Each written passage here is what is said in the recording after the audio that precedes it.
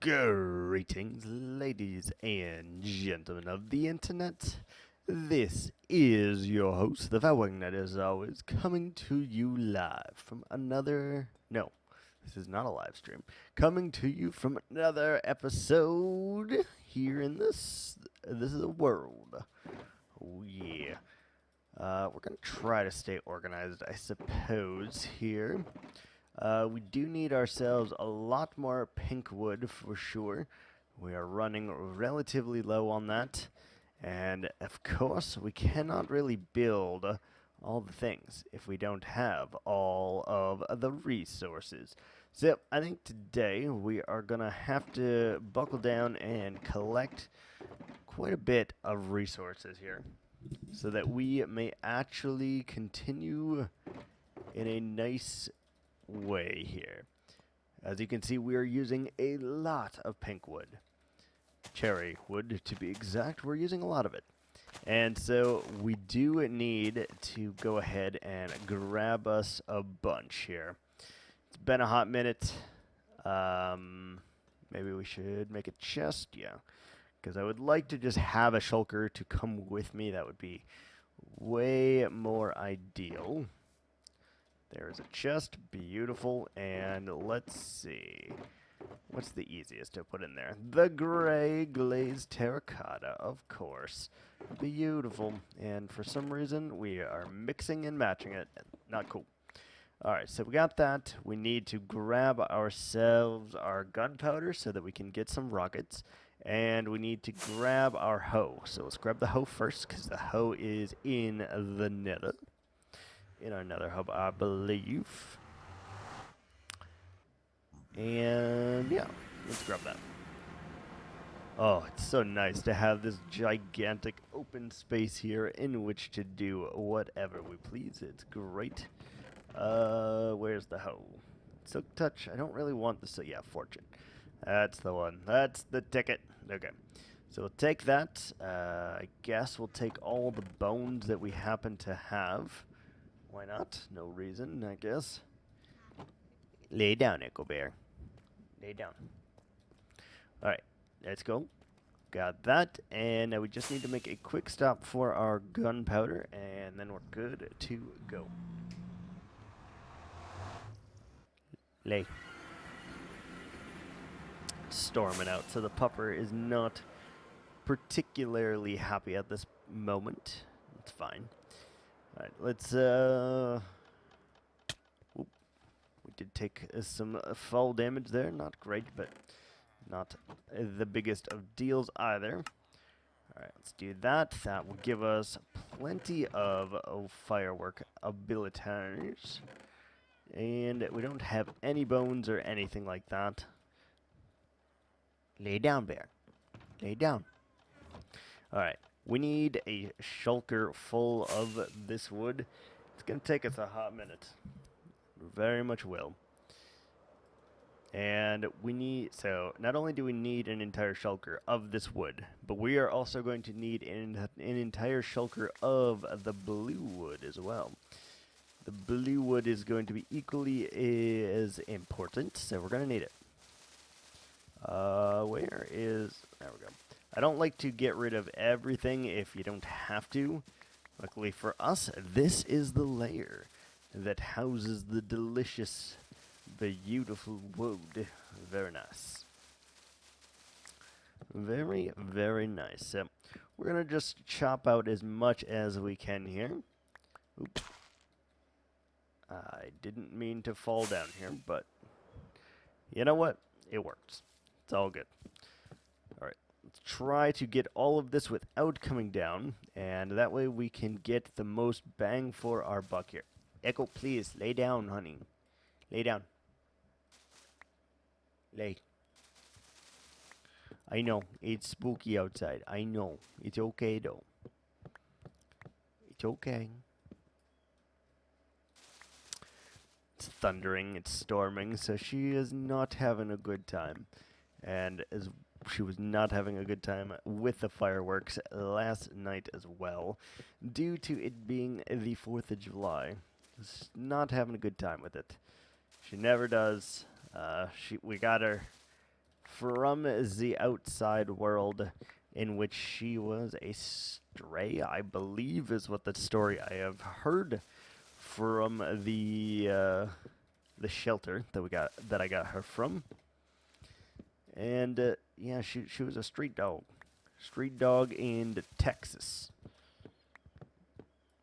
But oh my goodness, that tree just grew right in my face. We are going to sleep here probably, which is unfortunate because we're going to have to burn ourselves a few days, but it is better for our safety if we just do it rather than wait to try and survive the night. Just because, look at that, there's already a creeper creeping in the forest right away. Look at that. See? This is why you can't have nice things. Alright, so we're going to try. We need so freaking much of this wood. It's going to take a hot minute to get all the different materials that we need.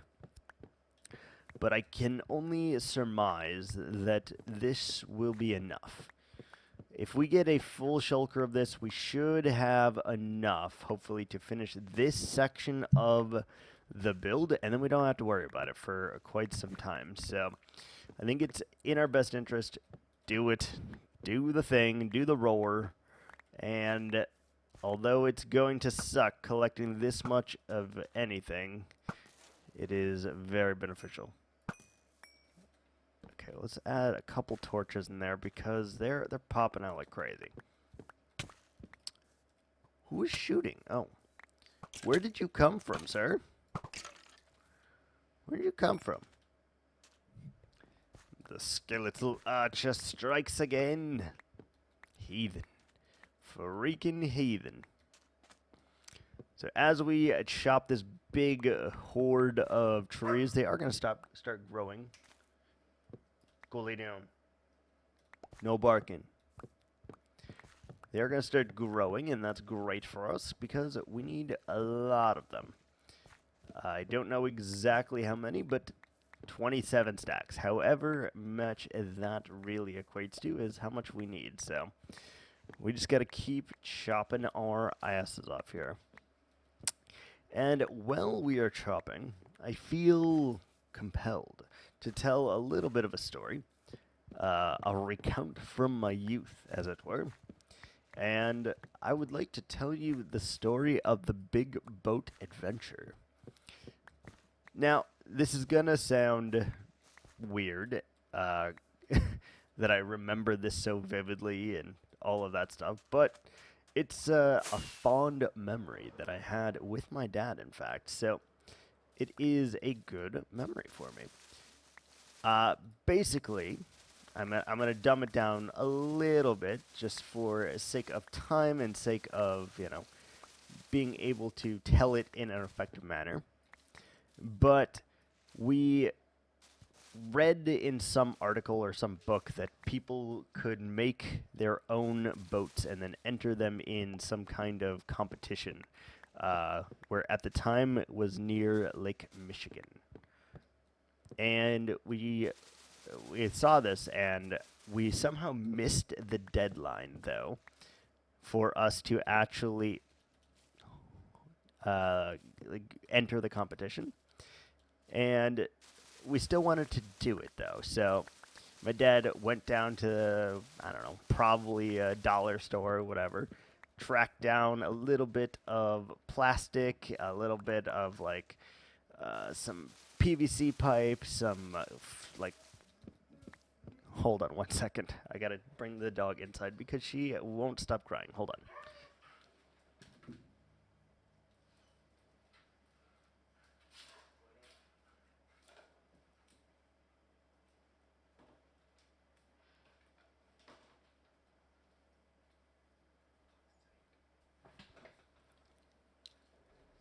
Okay, sorry.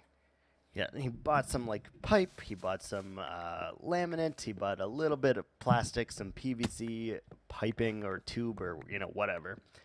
Some styrofoam and, I don't know, a couple knickknacks here and there. With all of those things, though, we were able to craft this really, really shitty boat. And he let me do most of the work because I don't know. I guess he wanted to see what I would build or whatever with it. So it was a flat boat that simply was like cut in the shape of like a pentagon. Not a pentagon. Yeah, five-sided. Yeah, pentagon. And it was just like a flat styrofoam base that had I can't quite remember what it was, but this floating material on it that I then wrapped in duct tape so that it would be watertight and be able to float on the surface without getting ruined. So I wrapped it in duct tape thinking that it would help in our adventures here. And it didn't, really. It just, it added to the look, I suppose. But it didn't really aid in its versatility. It didn't really aid in any aspect of it, honestly. It just, I thought it make it look cool, and I thought that it would be an easy addition to make it work. But, 7 or 8-year-old me, however young I was at the time, I may have been younger or older, don't know. However young I was at the time, though, just had no idea of buoyancy or how structural engineering or trying to build anything, really. This was the very first thing that I had ever built in my life. So, obviously, it was not very good, right? But with the help of my dad, we were able to add in some kind of mast to it to make like a sailboat with it. We rigged it up there, and then we found ourselves a couple little army men in which to put on top of the ship. And we decided to take it into the creek a few blocks away from us. There was like a woods area, and in the middle of the woods, there was like a flowing creek. And it flowed, I don't know, a couple miles an hour. Like, it definitely wasn't a fast creek, but it wasn't like the world's slowest creek either. And we get it in the water, and I remember just like a sense of euphoria and joy that I'd never experienced in my life, because I was like, oh my god, something that I've built is floating. It's actually working. It's going down the stream. And so we started trying to follow this boat, but it began to quickly pick up speed, which was a shock to both of us, honestly, because we didn't think that it would. So we're on the riverbanks here, just trying to keep up with it, and the whole time it's just making its way down there. It's banging on some rocks on the sides of the shore. It's getting stuck alongside the embankment, and it's just kind of flowing. Just doing what boats do, right? Well, eventually, about 20-ish, 30 minutes into this endeavor, the boat gets stuck. It hits a gigantic snag in the creek with like a bunch of branches, rocks, and a little bit shallow on the waterfront. And it gets like completely stuck. Well, my dad, not wanting the adventure to end, tried to get the boat. So I remember staying on the side of the embankment, the two sides of the creek, and just watching what he was doing. And it was very funny to me because my dad is also like not really athletic, much like myself. So it's pretty funny to me.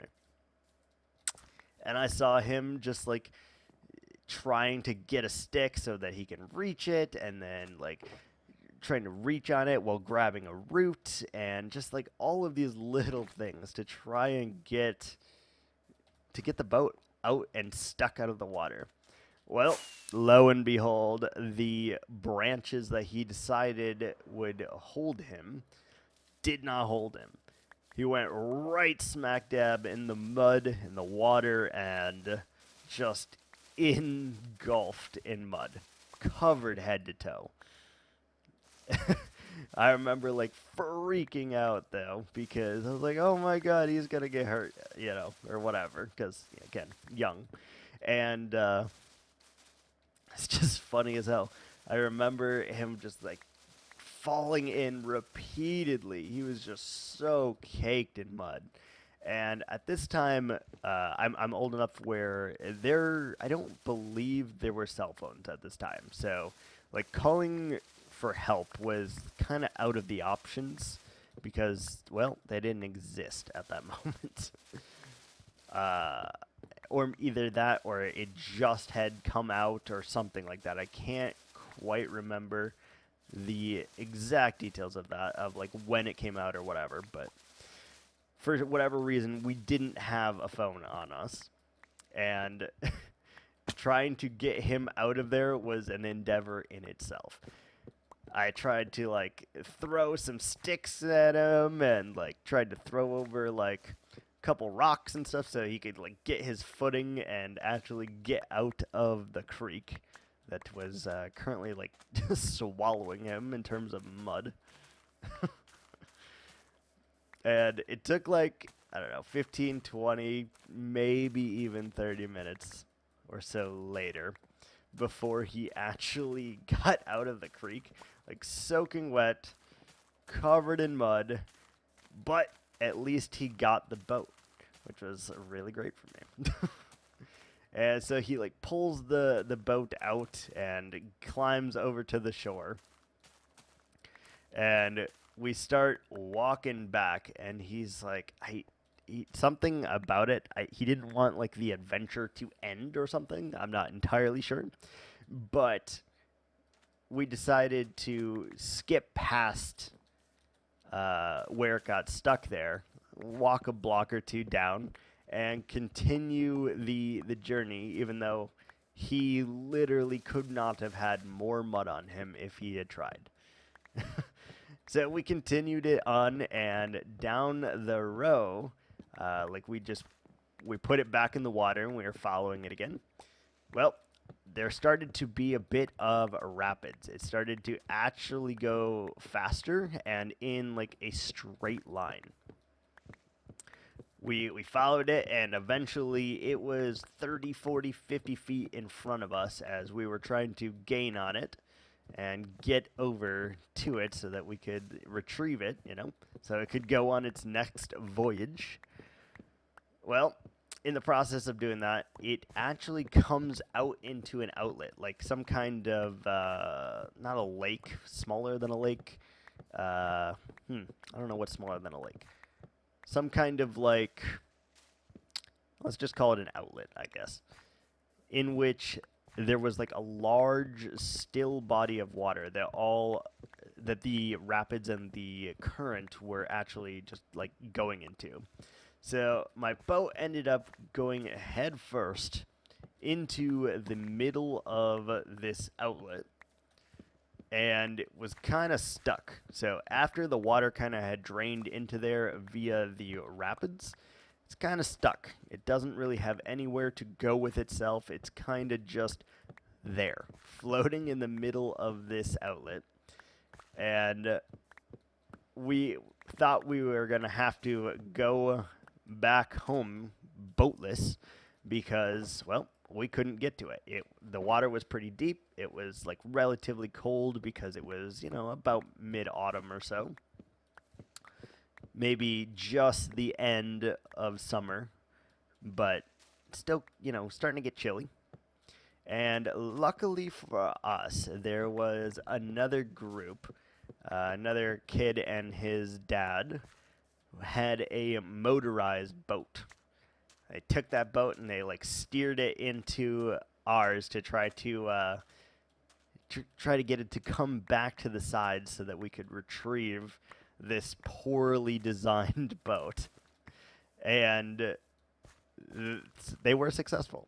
They ended up pushing it gently over to the sides, and we were able to reclaim this boat. But at this point, we really did not know like where we were. We had been walking for 30, 40 minutes or so at this point, kind of disoriented, and just we'd never seen this outlet here before. So we really didn't know where we were. We were still in the woods, but there was this like there's woods all around us. Then there's like an outlet here, and then there was just woods. So we just picked a direction because my dad is not one to ask for directions. Most like any typical male out there, not one to ask for directions. I get it. It's like a pride thing or whatever. But at some point, you really, really need to ask for directions. Anywho, didn't ask for directions, and so we just like picked a direction of which we thought was like the road. And we ended up in this dude's cornfield and eventually found our way back to like a landmark that we knew, like the bike trail, I think it was, and knew exactly where we were. But overall, a very successful boating excursion and just a fond memory that I have with my dad. I don't know why that one stuck out to me today as what I wanted to go over, but I did. And I know it's not going to be a full-length episode or anything like that, but hope you enjoyed my little story as we collected some wood here today. And we'll see you guys next time. Thanks so much for watching. Until then, ciao.